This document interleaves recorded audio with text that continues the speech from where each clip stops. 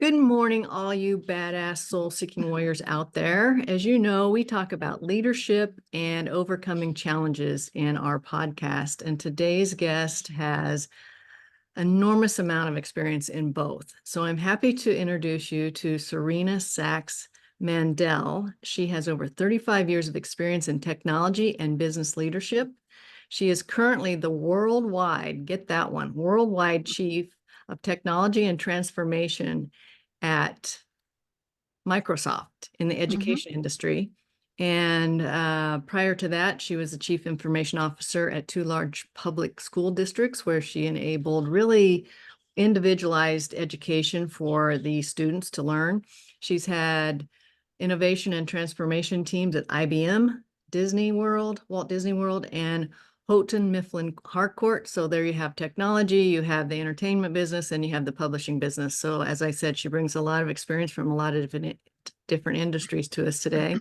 And most exciting, I think, today, and we'll talk a lot about it, is she just released her first book. Notice I said first, Serena, more to come, maybe. The book title is Empowered: Frame Your Narrative, Own Your Power. And you launched it last week. So congratulations and welcome. It's great to have you here. Thank you. Thank you so much for including me. And the focus of your podcast is just ideal. I think it was just a perfect fit. So appreciate it. I agree with that. So let's start with the most important thing first, both for you and our audience. How are you doing today? I'm okay. I would say every day, even now that I've overcome so much, there are always new challenges. And so I'm actually dealing with some health questions that I'm getting some tests for, but in my head, I'm fine. And so life is good. I appreciate every day and celebrate it. That's great. So that leads me to start. I want to really start with how you came about deciding you were going to write this book. And this started way back when with you overcoming challenges. So if you'll do us a favor and start at the beginning, because a lot of the things you overcame came about starting in your childhood. So can you give us a little bit of a rundown of how this all played out? True. So what I actually found out is as an adult, I had this nagging feeling that like I'm not even supposed to be here. Like I don't even think I'm supposed to exist. And I did some regression therapy with a practitioner and found out that this came from when I was in utero, that my mother had serious doubts about the pregnancy. And I knew that I was sort of unwanted because my parents told me when I was very young, which is not the healthiest thing to tell a child. And I guess one of the takeaways from the book is that domestic violence and abuse, emotional abuse, can happen in any household. It crosses social, economic, education, every type of line. So my father, both my parents went to Cornell. My father was a veterinarian caring for people's pets and the owners, and he was a scratch golfer, a club champion for 13 years. So he's respected. He's very charismatic. So to the outside world, he was an amazing person. And who knew that he had all these kind of demons that he took out on us, and that he was misogynistic and just treated me very, very badly. So there were a lot of traumas and challenges growing up. And my parents divorced when I was 5, and then my mother remarried when I was 14. So she was single for 9 years. And then when I'm the youngest, so I moved in with my mother only into my stepfather's house with his kids. And it was like going from the frying pan into the fire, because they were horrible to me. And there was a lot of challenges and through formative years, through high school. But I did get out. I've been on my own since I was 17. I went to college at 17 and graduate school at 19, and was just driven by just self-sufficiency and knowledge that I was going to have to take care of myself and my goals and my dreams of how I wanted my life to be. And so somewhere I think while I was in college, I really made the decision that I'm gonna go for this. I am going to build the life that I want and not rely on anybody else.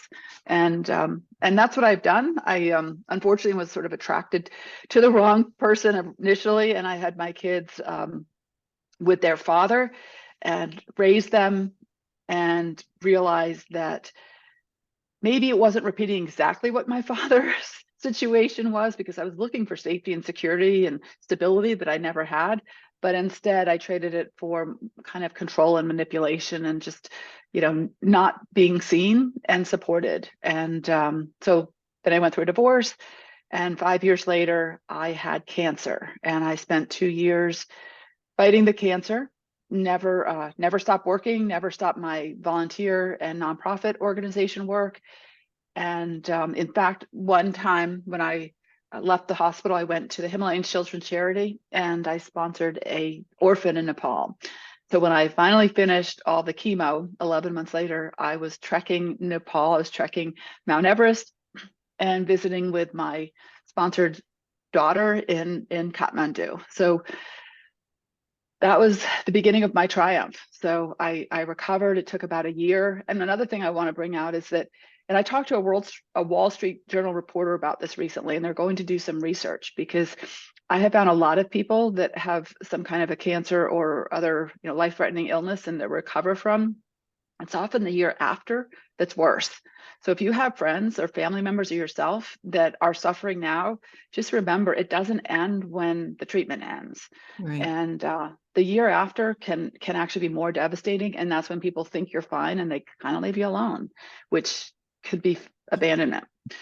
Anyway, so I finally felt better. And about a month later, I met my husband, who's the love of my life now, and we are living our dreams. So my story is triumphant. It is like, you have to get your education, you have to set your goals, understand your values, be authentic, and persevere, because every day is not easy. Every job is not easy. But if you define success on your own terms and you frame your narrative as you're the hero of your story, not the victim, let go of those things that don't serve you, like pain and suffering, whoever you think might have caused it, it doesn't matter. Let it go, move through that, and empower yourself. And that's when you can get to the point that I'm at, where my true purpose is really empowering others. And I love doing that.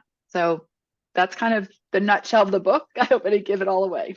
Okay, well, there's a lot to unravel there. Let's go back, if you don't mind. Sure.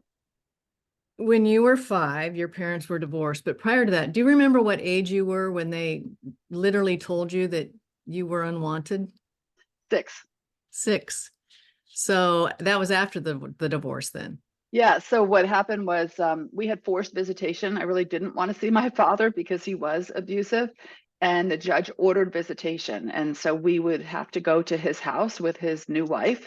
And Sunday nights, he would sit us down in his office, and I can still smell the leather couch and see the whole scene, because he did this every Sunday we visited him. And he would pump us for information about my mother. He would lecture to us. And that's when he said, well, you weren't wanted anyway. We didn't want you. And we would go home crying to our mother.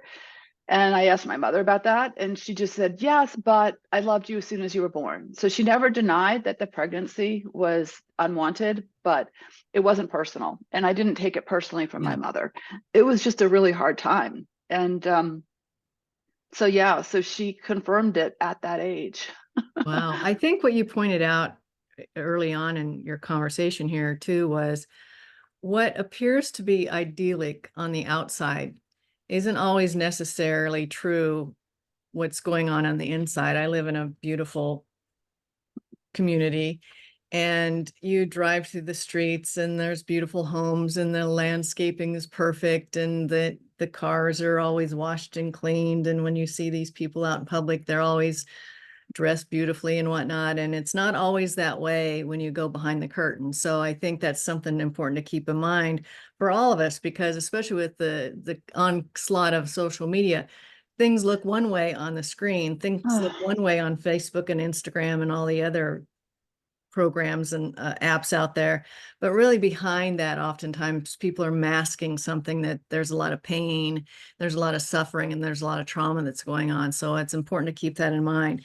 My So next true. question, though, is going back to your story about your upbringing is, how did you, from the age of 5 till you were 17, so there was 12 years where you kind of had to navigate through some pretty rocky territory. How did you manage that? And how did you get the tools to kind of stay under the radar, or whatever you did in order to leave home and start school, college at 17?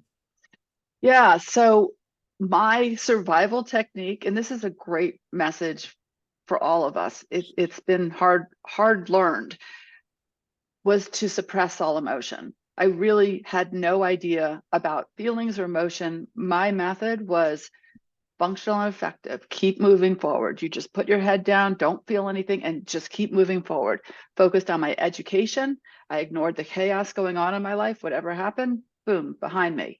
And just focused on getting my education moving forward so that I could achieve my goals.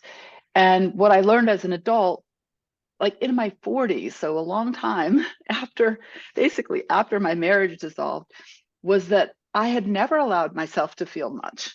I was in my 40s, and I guess I had, what you call a midlife crisis or whatever, but I questioned, what is my core? Who am I? What is going on? Like I have a husband, I have kids, I have a wonderful home, I have a good job, but I don't know what's inside me, and I don't know who I really am. I was working 80-hour weeks. I was juggling children, husband, all the craziness of life. And I realized I hadn't smiled in a year. I hadn't laughed. I hadn't been enjoying life at all. I was just working and functioning. And I literally realized that I had never felt loved. I had never felt the right to exist. And this is when I started going through all this therapy and unraveling and understanding what had been going on. Earlier, when I was at about my 30s, I went to a program that I learned this, but I would say it's like an onion. We're always learning more about ourselves. We're always progressing. We're always getting better. Mm-hmm. And so back in my 30s, I did learn that there are lessons that we use when we're children to survive that don't serve us as adults. Yeah. I knew that up here. And then 10 years later, I realized what lessons those were, that the lack of emotion and feeling was not allowing me to enjoy my life. Was there an episode or an event that kind of the light bulb went on and you went, my gosh, here I am in my early 40s, and I haven't smiled in a year. I'm really numb to feeling any kind of emotions other than keeping my head down and work and give everything to my career and obviously your children, I'm sure. But was there something that kind of turned that light bulb on for you?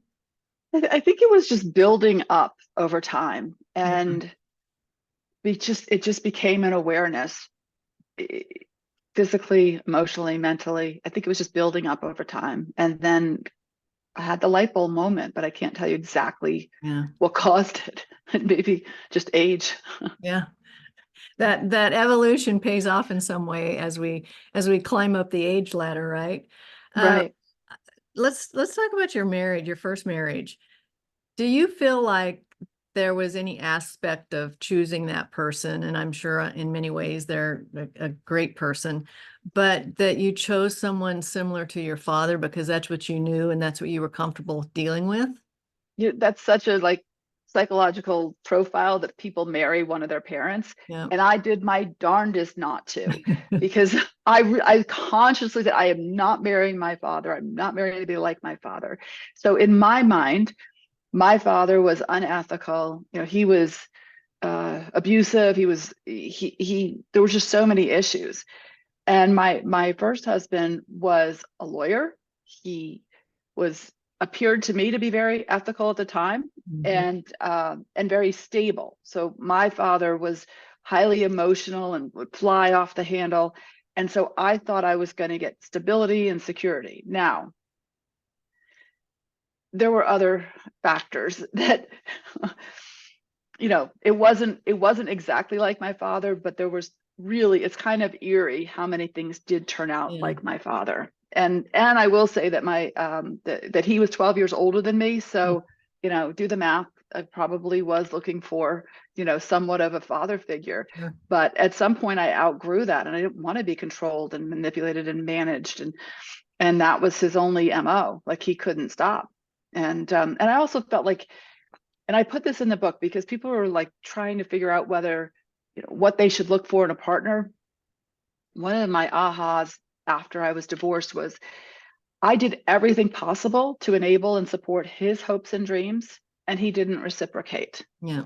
He didn't. I mean, I sacrificed a lot for him, and he did not. Like, I did not want to be in Orlando. I was getting job offers in other parts of the country, and he wouldn't allow me to travel, and he didn't want to move.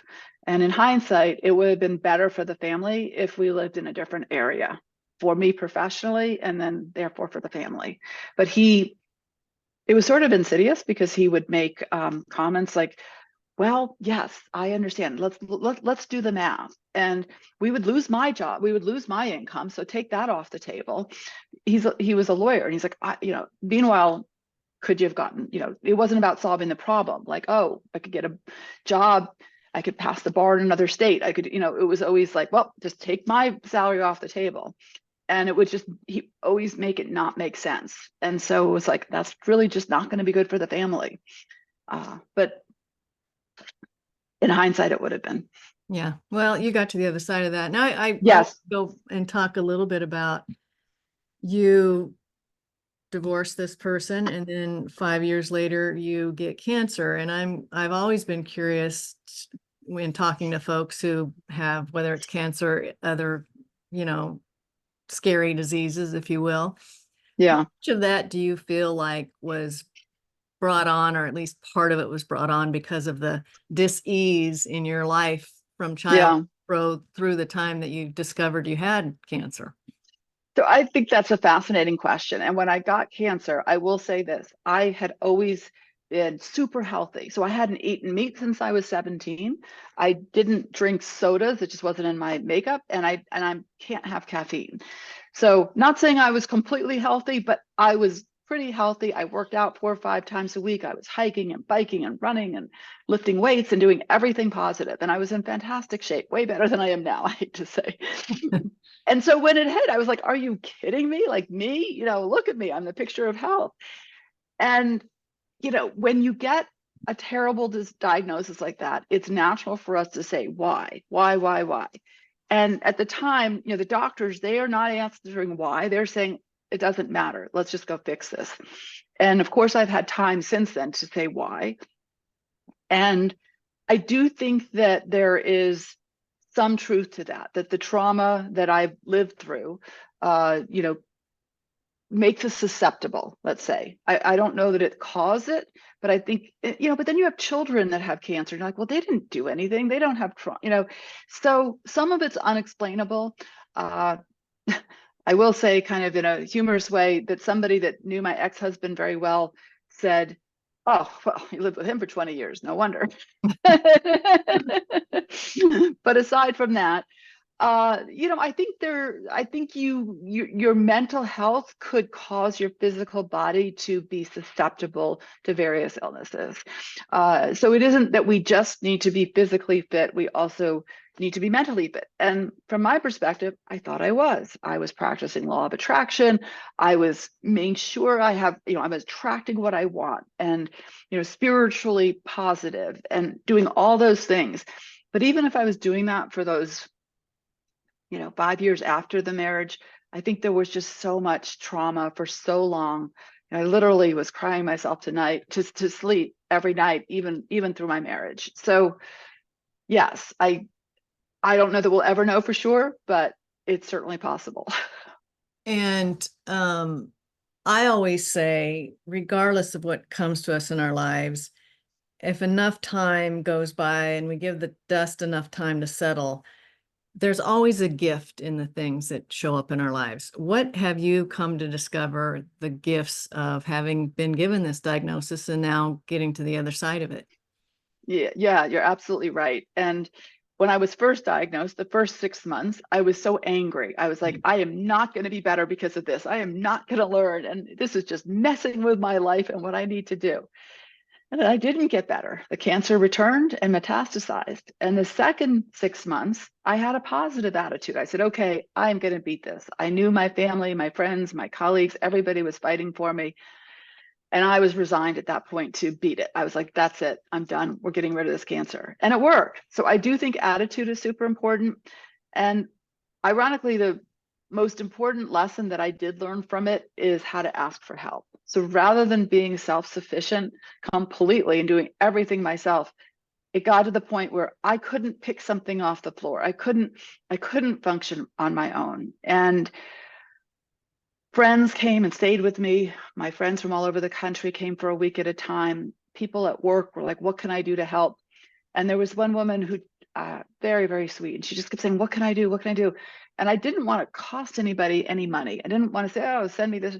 So I said, well, I just moved into my house before I got sick. And there's these cardboard boxes in my garage that shouldn't be in cardboard because we know that's not good. And I need to put them in plastic bins. And she was thrilled. She was like, oh my gosh, that's what my daughter does. My daughter and I will come to your house and we will do that. So she came on a Saturday morning and they put all these contents, they labeled them, they put them in my plastic bins. And I was thrilled because I couldn't do that. And they were thrilled because they had been able to help me with something they were good at. And so I just want to say that asking for help is giving the person that does it a gift. They felt so good for being able to help me. And I was grateful because it was little things that I just couldn't do myself. I could work, I could drive, I could go to, here, but little things, asking for help is a gift to the person that gets to give it to you. Yeah, one of the things I do, Serena, is consult with organizations about their culture. And when you and I talked the other day, you mentioned that you created this cancer calendar for your workmates. So Yes. tell our audience about that and how that had any positive effect on the overall culture of the organization you were working with. Absolutely. So, some people, when they get sick, they keep it very private and they keep it to themselves. I didn't have a partner. I needed a community. I needed to create a work family. And my assistant, who I'm still super close with, she's like, okay, we're going to go to the hospital with you. And all these people wanted to help. So she helped me set up, and they called her and they got on the calendar. But I had people on my team. I had partners that supported the school district. I was CIO of the school district at that point. I had, peer CIOs from other school districts. I mean, you name it, because I was going to the hospital almost every day for a year. And people were coming and just sitting with me. I got to know them better. Sometimes we kept working. Sometimes I was in pain and, they saw me authentically, very, very authentic. And people came from all over, friends, family, colleagues, team members, just everything. And that really did bring us all closer. And I did have my book launch last week, and it was that family that showed up. And they went through it with me, and we're all better for it. I think when we give ourselves permission to be vulnerable, we also open the door for others to show their vulnerability, and it's Exactly. Okay, well, let's talk about the book. The book, once again, is titled Empowered: Frame Your Narrative, Own Your Power. Why did you write this book?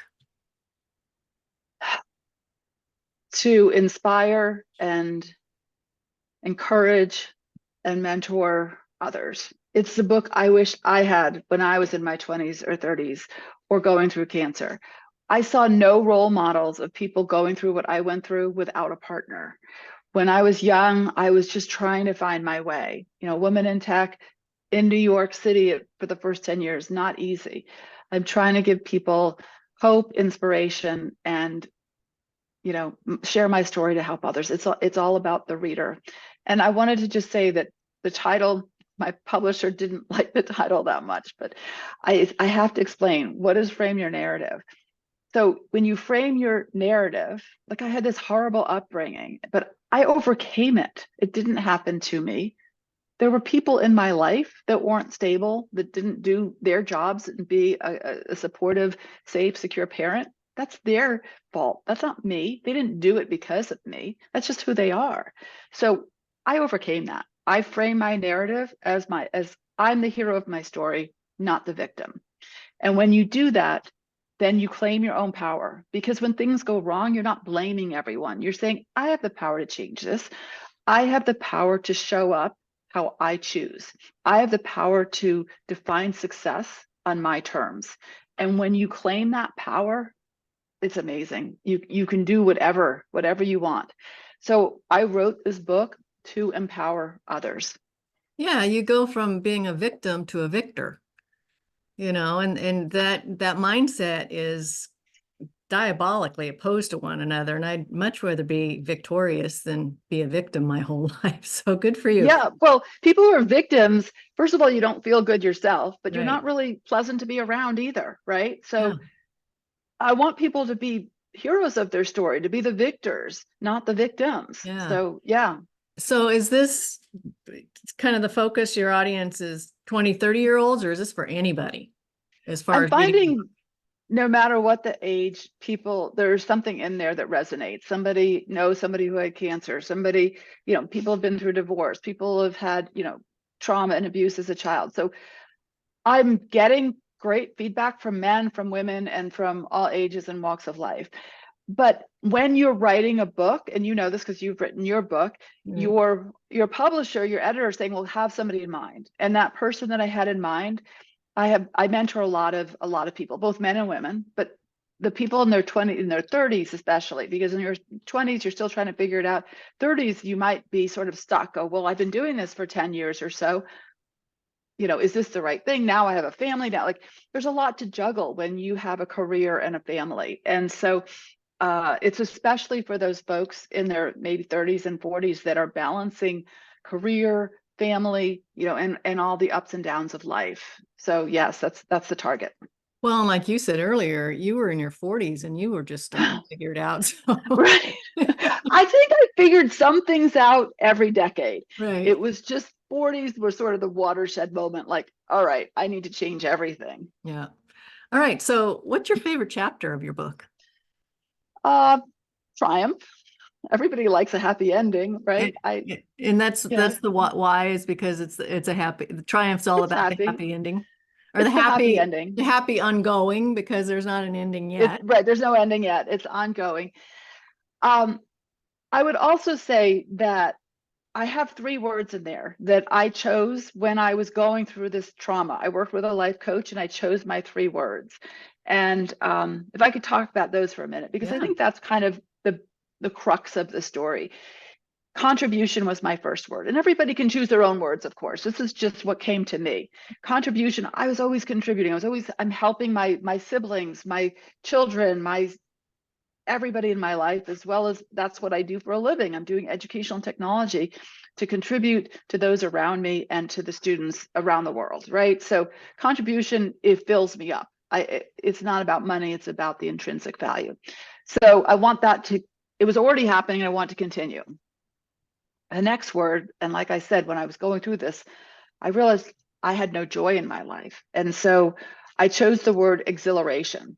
I wanted moments of wow. I wanted to climb that mountain. I wanted to, bike that 30 miles. I wanted to do things that were in nature and moving and made me feel alive in my whole body, not just my head up. So exhilaration became a pursuit. I want to find more moments of joy. And I almost named the book, Catching Joy, because it's so intrinsic that we have to have moments of joy to feel alive. Mm-hmm. And then the third one is aspirational. It's serenity. And it's finding that peace, that calm, that tranquil, that contentment that, first of all, I never thought was possible. And then I thought I would never really want to be like just sitting around and being quiet. But again, age catches up with everybody. And I am looking for that serenity. I am looking for that peace and calm. And that's what we are building at our new house. It's going to be called Serenity. Good for you. I always say, if it doesn't bring you peace, it's too expensive. Yeah. Well, and I think of joy that way. Like, if, like Marie Kondo, when you're sorting through your stuff, do I feel joy? And And it's great to feel that joy, but at the end of the day, I want some tranquility. I want some serenity.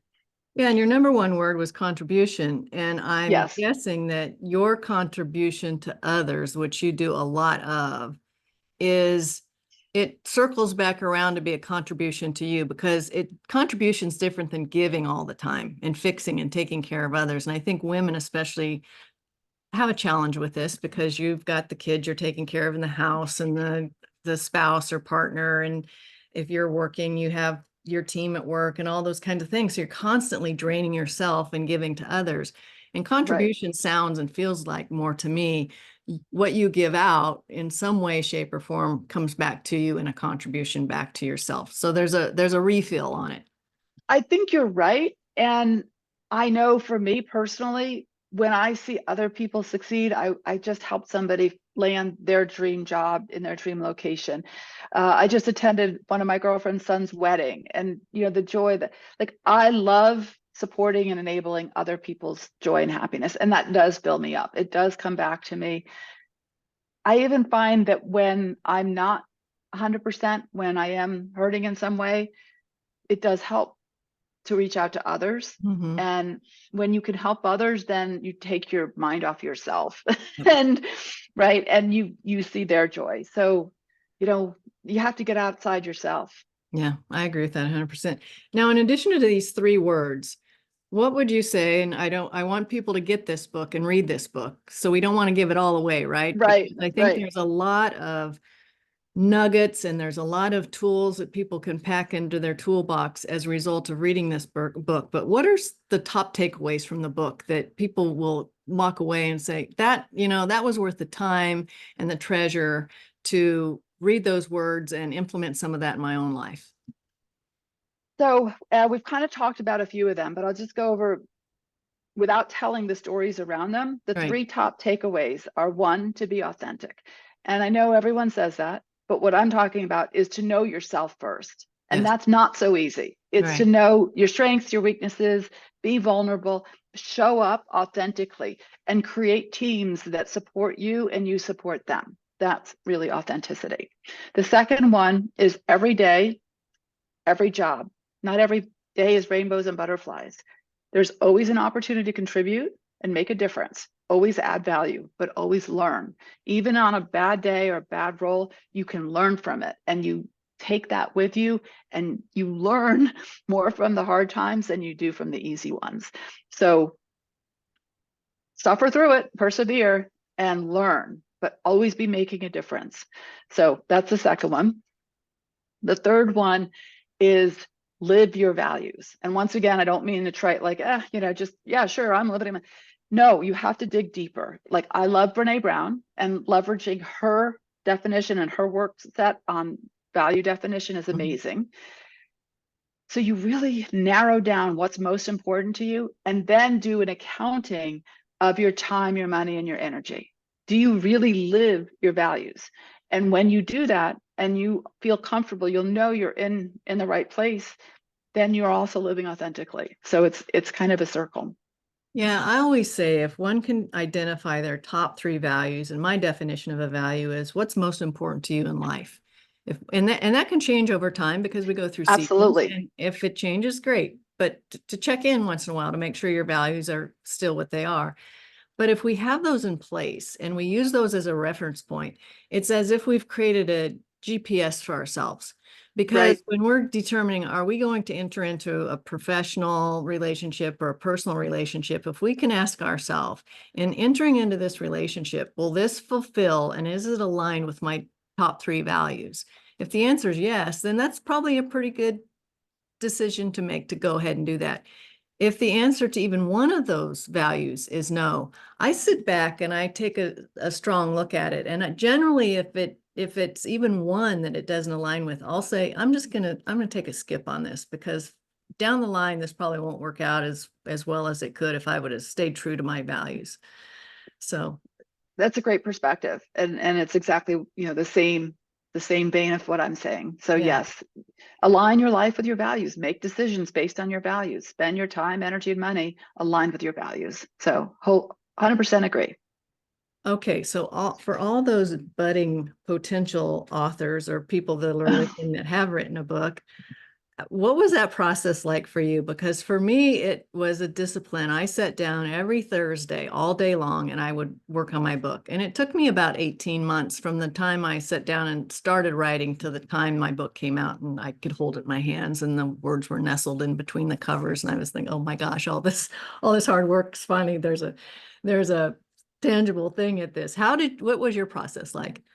So, and I love that process. I wish I could have done that, but I have a more than a full-time job. And I once again took Brene Brown's advice. And she said, because I had been thinking about the book for probably 3 years before I actually wrote it.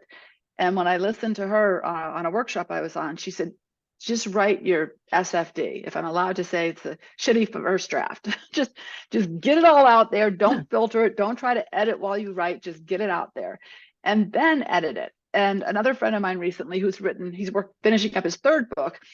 He made the comment, it's easy to write a book. It's hard to edit it. Yeah. It's hard to edit. And I was like, oh my gosh, does that ring true? So I will say I wrote my SFD. Mostly, I've been taking notes for those 3 years. I've been like, taking digital notes all over. I brought this together. I had a chapter outline. I even had descriptions of my chapters. So I brought that all on me to vacation in Belize. And my husband went scuba diving every day. So he was underwater and I was writing. I was sitting, we had a nice place. The balcony was on the ocean. And I just would spend, 10 hours a day writing during that vacation, and then we'd go out to dinner together. So I wrote my SFD, and my husband is way more organized. He's an enterprise architect, software developer, all these things. So he took my, stream of conscious, sometimes drunken stuff when it was about the ex and all that, because it was just like, all that really emotional stuff. And he interviewed me. He would say, well, how did you feel about that? You're right, like these traumatic things that happened when I was a child. He's like, you're just writing the facts. How did you feel? And I'm like, I don't know. I shut down. And then he was like, you were doing really poorly at some point, and then you turned around. What happened? I'm like, I'm not quite sure. He went in our storage area and he found my diary from my junior year in high school. And he started telling me things I did that year that I didn't remember. Wow. But he got to know me through all my writings as a young person. And he he helped me so much. So he helped me organize it. He helped fill out places that needed connections, needed more depth. And I went through several other people that were good at editing, really family members for the most part. And then the last week before the publisher was like, you have to get it to me this week. One of my best friends and mentors, who is very, very detail oriented and wanted I wanted to make sure I wasn't saying things that were offensive or hurting anybody. And so she went through it. I went and actually lived with her for a week. And my husband wasn't with me until like the Friday night, but I lived with her and I would work all day. And then at night, she and I would go through, she would read it all day and take notes. And then at night we would finalize and she would say, this isn't good. And so we talk about what it should say. And that was the last draft. So I'm sure it's not perfect. I'm sure it could be improved. And I'm looking to collaborate with somebody on the next book because it was a hard process, but cathartic. And ultimately, the point is to help others. And so I'm hoping that it does that, even if it's not perfect. I'm sure it is. I know my copy's on its way. I can't wait to get my hands on it. And good for you for surrounding yourself with a team. I mean, I should have thought of that. I kind of flailed away all by myself. So I think it's great. I couldn't. It was too emotional. I was like, Yeah. I could not just go back and edit those. It would be like, I couldn't look at it. It was so hard. So what I could do is talk to somebody who had read it and walk through this sentence and that sentence. So yes, I did surround myself, kind of like when I was sick. I surrounded myself with a community and we got through it together. Well, like you say, it sounds like it's not only cathartic, but in a lot of ways very therapeutic. So you had people that were gentle with you and told you what you needed maybe to hear, but didn't want to hear sometimes, but also kind of kept the framework around getting you through getting this piece of work out into the world so other people could learn from it. What a great crew you pulled together. Okay, I want to switch over now to more the professional side of things. You're 17, you go off to college and you study this very analytical and mathematical degree in both your undergrad and your graduate. And at that time, at least from my experience 35 plus years ago, there weren't very many young girls and women going into this mathematical, high-tech, analytical Right. area.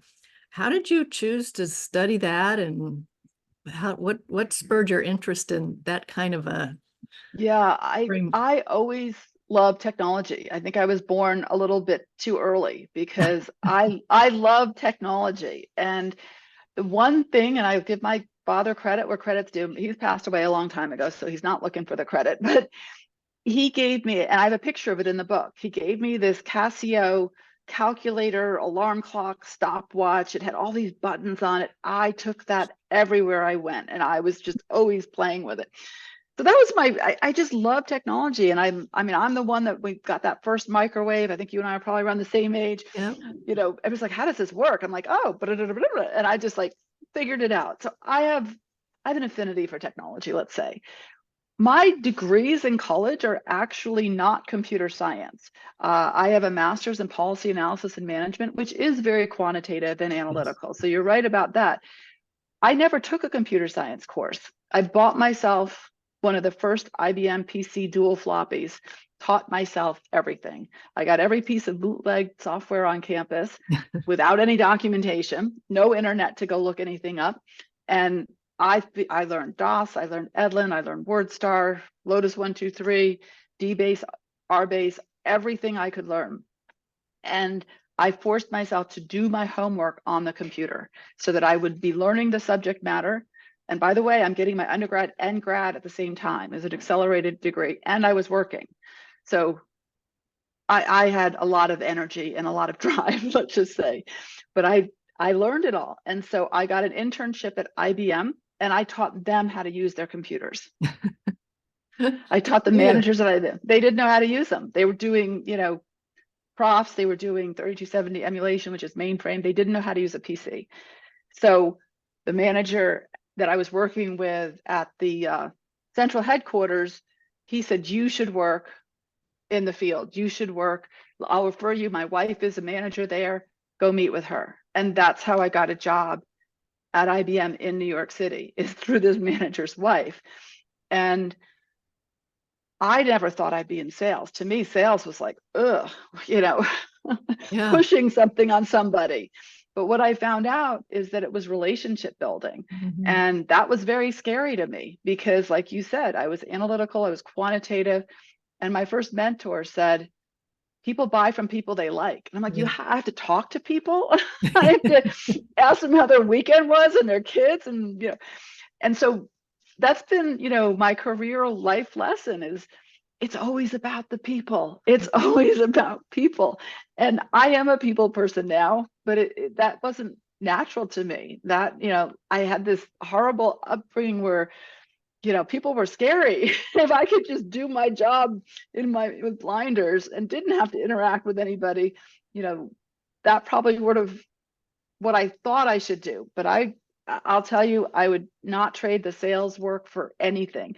I love working with customers and clients now, and it gives you these skills and these abilities that I would never have had before. So it is not easy being a woman in tech, and I'm on panels all the time.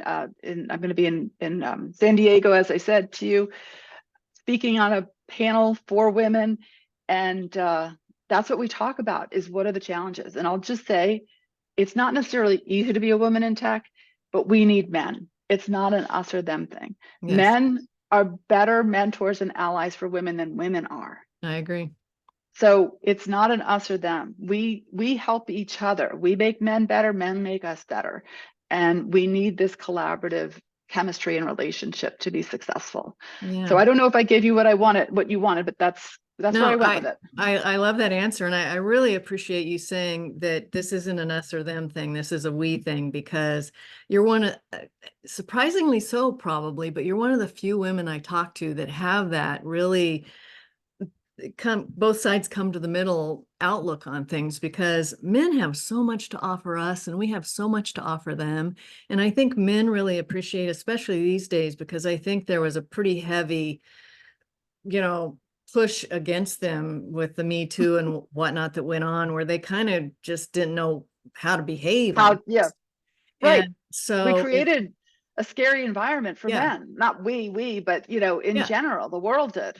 So they appreciate when a woman comes in and that, isn't trying to be a guy. They're being their feminine selves, and they're being authentic, and they're including men in the conversation and appreciating their mentorship and vice versa. So I think that that's a really wholesome way to approach, especially if you're in a fairly male dominated. I don't think it's as much as it used to be, but I still think it exists out there. If you're in a fairly male dominated industry or profession, it really helps to the kind of the soft approach is much more palatable to everyone than Right. this, if you're a hammer, everything has to be a nail, right?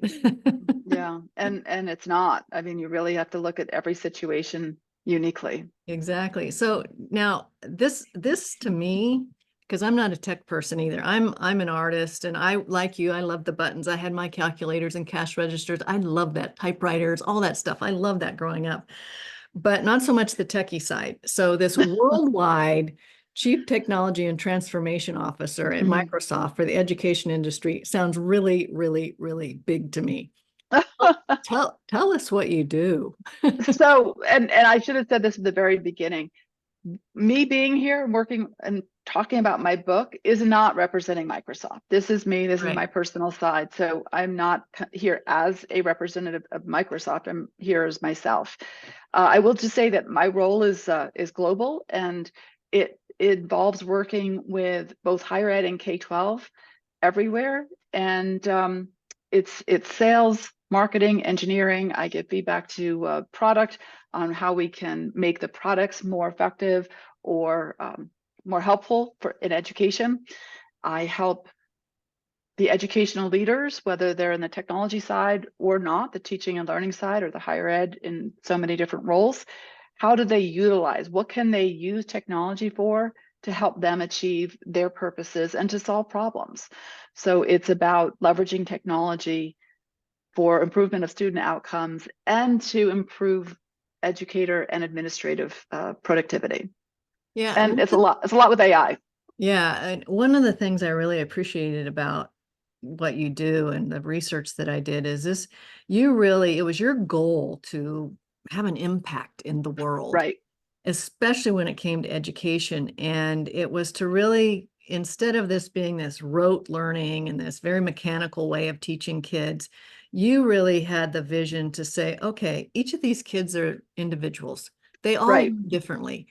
Boys learn differently than girls, and some people like to color and other people like to take pens apart and all sorts of things. So your vision was to create a learning system regardless of what the child brought to the table personality wise and their quirks and their upbringing and all those sorts of things, but to give them tools and resources to learn a way that best suited them. Am Right. I directionally headed down the right You road here? you are speaking for me. So yes, I am super passionate about what we call personalized learning or individualized or student centric. And the idea is that everyone is unique. So if you think about excuse me, if you think about healthcare and medicine, we're each unique and we're moving towards personalized medicine as well. And it's the same with education. So the first challenge is to know who the student is, to have this 360 holistic view of the student. What are their strengths? What are their interests? What are their challenges? What are they afraid of? So to know what is going on with the student and then be able to reach them where they are. So during the pandemic, we know that there were challenges, that students have lost reading and math skills. So how do we help them repair that? How do we help accelerate learning? And the fact is that if there's a teacher, there's only one teacher in a room, There's no way they can personalize learning for every student every day, Yeah. but that's what the students need. There is no average, there is no middle. There's only unique individuals. So that's why I'm so passionate about technology in the classroom, because we can leverage technology to help individualize and personalize the instruction for every student. Like, so for example, and this is all out there in the, you can find it on my LinkedIn profile, I talk about it all the time. Microsoft has learning accelerators, and there's something called reading progress. Reading progress helps students develop fluency for reading. And we know that students need to learn to read by third grade, or they will be affected for the rest of their life. You learn to read, and then you read to learn. And if you don't learn to read by third grade, there's an ongoing challenge. So in order to learn to read, a student should have somebody listen to them and coach them for 20 minutes a day. There's no way a teacher can do that for every student. Yeah. And we know, especially in more challenged communities, parents can't always do this. Even, in my life, when I was raising kids and working, 80 hours a week, it was a challenge, right? Reading progress is like 20 teachers in the room. Every student can read with reading progress, get feedback, and then the system reconstitutes more opportunities for the student to read using those words they were challenged with. And it gives real-time data to the teacher so they can see where every student is in the class, what they're struggling with, what they're doing well at. And the students are learning to read so much more quickly. Now, is there an AI component to this to allow yeah. this to happen? Okay. Yeah. So a couple more questions, and then I want to swing back to your book and wrap this up with some other questions as it relates to that. I think that I've done a lot of reading and research. I do not have kids, so I'm out of my lane when I talk about any kind of parenting thing. I realize that. However, I do employ young people in my companies. And I've noticed a change in these young people over the time. And a lot of it, I think, has to do with 2008, 2009. I think that's when we all ended up with this thing called a smartphone in our pockets and Yeah. wonder how smart that really was. But Right. it started to change things. And I think having a screen in front of our face, especially for the young ones, is challenging from a brain development. And I don't know this, and I'm not a scientist, but from the reading and the conversations I've had with people who do this, I think there's a lot of positives to online learning and technology. I really do. And I think there's a fine line that we walk by having kids, especially the young ones, but I think any kids from 0 to 18, probably until probably mid-20s really, but having that much exposure to the screen. Now, I think if we took social media and some of that out of it, it would help a lot. But how do we walk that razor thin line of enough, but not too much? Right. So I agree with you. And I do want to preface this, these are my opinions, these are my perspectives, Right. having been in educational technology for 15 years now. So we need to use the technology to personalize the learning. But do we want students in their phones all the time and not communicating? Absolutely not. And when the rise of AI, my perspective is that as AI becomes more pervasive in everything we do, our need for human skills goes up even more. So that precious time in classroom with an educator. So once they learn to read, which we can use technology for, and we can use technology in every grade, but that precious time in the classroom with a person needs to be focused on human interaction, collaboration, presentation, critical thinking, question and answer. Gone are the days when a teacher should stand up and lecture. That's called direct instruction. Right. That should be minimized. What we want is the students asking questions, the students giving their perspective. If students are not talking and thinking and creating and doing, they're not learning, they're not engaged. Right. And I'm sure this is intuitive to you. Engaged students are learning, passive students are not. The Yeah. worst way of teaching is to lecture at somebody. If you're doing something, if you're creating, that's why teachers assign writing assignments, because writing helps your brain process and think and then create. the best way to teach, the best way to learn is to teach. Yes. So if you get students teaching other students, Mm-hmm. they will learn it better. Yeah. And the student will get it from another student, which is more on their level in a way they can. So there's just so many ways of creating interaction and developing those human skills, because what you're saying is absolutely right. If you're just communicating with a device all the time, you're not going to learn how to present yourself, how to develop ideas, how to communicate, and how to be an effective adult. Yeah. So I really feel, and a friend of mine, I was talking to her yesterday, I want to work with her to support her business and her ideas. Leilani Cawthorn, it's called the Learning Council, COUNSEL. And she has developed programs. She's incredibly smart and experienced. And she is doing just this work that is disrupting the classroom, think about it. We have an absenteeism crisis and we have a teacher shortage crisis. Mm-hmm. What is that telling you? Nobody wants to be in school because it isn't working. And Leilani, Leilani, Leilani is disrupting all of this and giving us the future. We had an amazing conversation. She recorded this yesterday on the future of education. And I agree with her. It's got to look a lot different. I agree. And I love that. See one, do one, teach one. Yes. That's kind of what they teach in medical school, I think, to surgeons. Right. You watch Right. it happen, then you do one yourself, and then you teach someone else to do it. And I think a big challenge in our society today, whether it's personal relationships, professional relationships, friendships, the big challenge we all face is that ugly little creature who snuck its way in called disengagement. Yes. And Yes. I think COVID didn't help it at all with that, because it pulled everybody apart from one another. I say it's where it gave us the opportunity to see where we had a lot of dysfunction in our lives, because we had to face it. Right. However, if you remember the moments after the isolation where you came back and saw people, Yeah. maybe went out to dinner again, it was like, oh my gosh.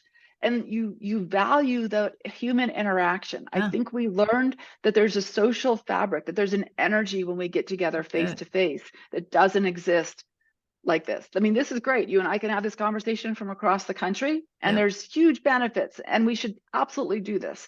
But there's other benefits and positive outcomes from being together face to face. And that's why I'm going to San Diego in a week and a half. There you go. I love it. So we'll have a few more questions. And Sure. this comes back more toward probably what's in the content of your book, but what have been some of your most impactful aha moments in your life? Well, I feel like I went through some of them with that coach and getting those 3 words. That was huge. Pivoting to educational technology was probably the biggest pivot and aha. I started working with Julie Young, who is the founder of Florida Virtual School. And up until then, I'd only been in commercial IT, IBM, Walt Disney World, all kinds of other private sector, large companies, Fortune 100s. And then I was like, oh my gosh, I can use my powers for good. I can use my organizational leadership, my technology ability, and the fundamental nature of education is what enables every person to be individually successful, but it also influences the whole region. So, you may or may not know that with education goes GDP of a region. Mm-hmm. This is how Poland has risen. This is how Korea has risen. This is how Finland has risen, through education. Yeah. And so I feel like I'm making a fundamental difference in the world by supporting technology and education. And I had that aha when I started working with Julie Young, who's also writing her book. I can't wait for her book to come out. She'll be amazing. That was a big aha for me. I think we'll go with that. Okay, and because those are wins. Speaking of that, how do you, now that you've gotten past this suppressing of emotions, how do you celebrate your big wins and your small wins? What do you do to bring joy and celebration to yourself about those things? Yeah, so like when I got the job at Microsoft, my husband and we did the happy dance. We just dance like kids in the kitchen. You just laugh and smile and move around, and so there's moments like that. he and I love, we live on the water, and we love to go on our boat and just enjoy, the breeze and the water, and just cruising around. So that's a big enjoyment. And then I really look forward to times where I can just spend some solid time with each of my daughters, or one at a time. And as our children get older, I think we really appreciate those precious times that we have together.